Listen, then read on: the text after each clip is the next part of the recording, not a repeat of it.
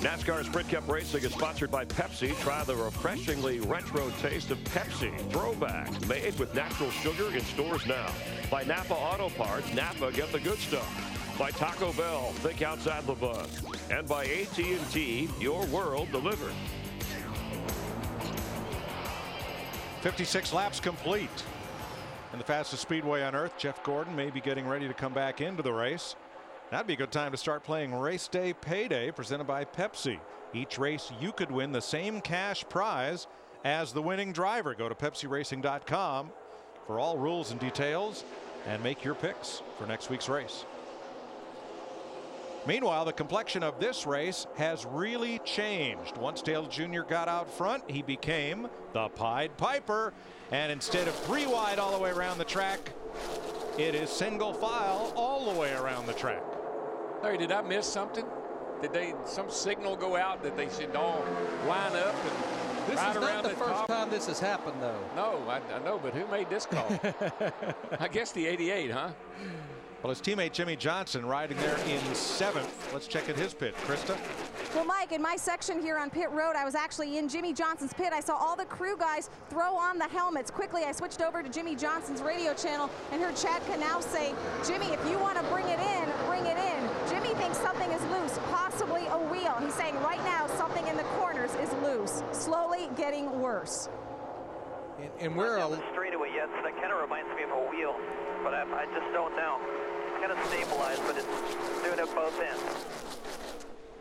And we're about 30 laps away from what would be a green flag pit stop. And I know Chad Knaus, one of the big things on his radar this past week is they've had some problems on pit road with pit stops. And I know he's been definitely shaking and baking and moving things around with his pit crew. Boy, this is no place, not in any place, but definitely don't want to mess around with a loose wheel here. You'll be in the wall. 14 different leaders so far. Don't worry if your favorite driver hasn't led, because when Kyle Busch won here last spring, he didn't lead until very late in the race. We're single file. Let's crank it up Dega style.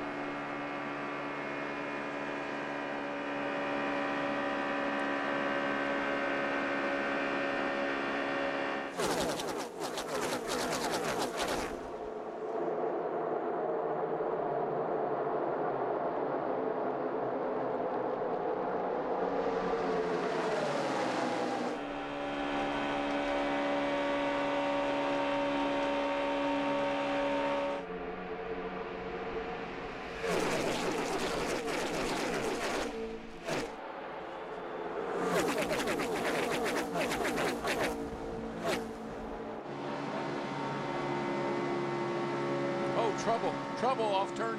Kurt Busch. Same thing it did. Mikey did. Another great save. Caution is out. Hold it right there on the bottom. Dang good job, Kurt. Man. Yeah, I don't think there's dirty up there. Any contact whatsoever. I think he just, as he just said, got a little high. Here he is right back in here. Gets a little high coming through here. Gets a little close to the outside wall. Just came around on him. Goodbye. Right through Mikey. Look at it. Same tracks Mikey took. And then it's like, no, I don't want to go that way. You know how fast he was going through there? 190 mile an hour.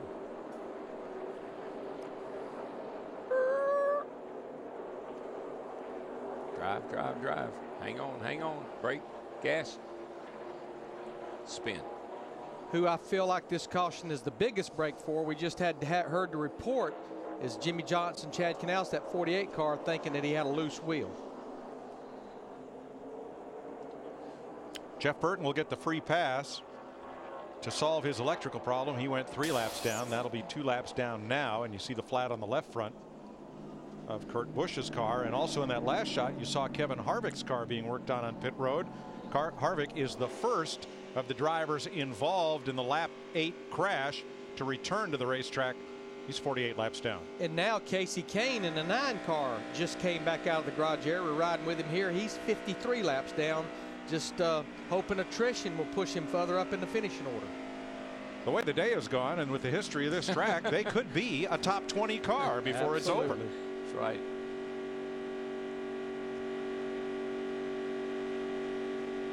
3 of our rookie contenders are in the race: Max Pappas, Scott Speed, and Joey Logano. In the Home Depot number 20 in today's rookie file, Joey went to visit the local Home Depot over in Pell City on Thursday.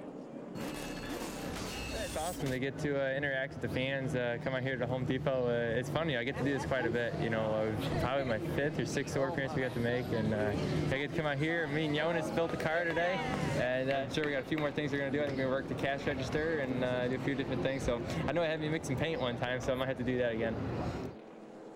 Yeah, mixing paint at the Home Depot is a little different than mixing paint out here on the Speedway at Talladega. Right now, Logano is 11th. Scott Speed 31st, Max Pappas 32nd. They are all on the lead lap. Yeah, he mixes it at the Home Depot. They trade paint out here. That's it. But he had a great run yesterday in a Nationwide Series race. Had a good top 5 finish. Pit road's open, and we're going to have a lot of takers. Bergie. Well, veteran crew chief Jimmy Fennick has told his driver and his crew that even though others will take 2 tires, he is going to take 4 tires to this car. Reagan having a very good day today.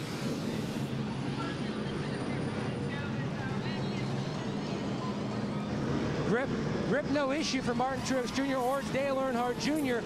Right side tires only for both teams. NASCAR has allowed for the extra man, so they're also getting a tear off.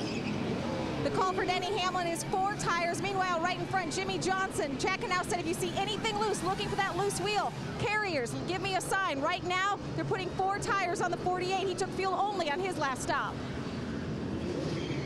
Yeah, there was no question. They had no choice if they wanted to make sure and get that vibration. If it was a loose wheel, let's go with 4.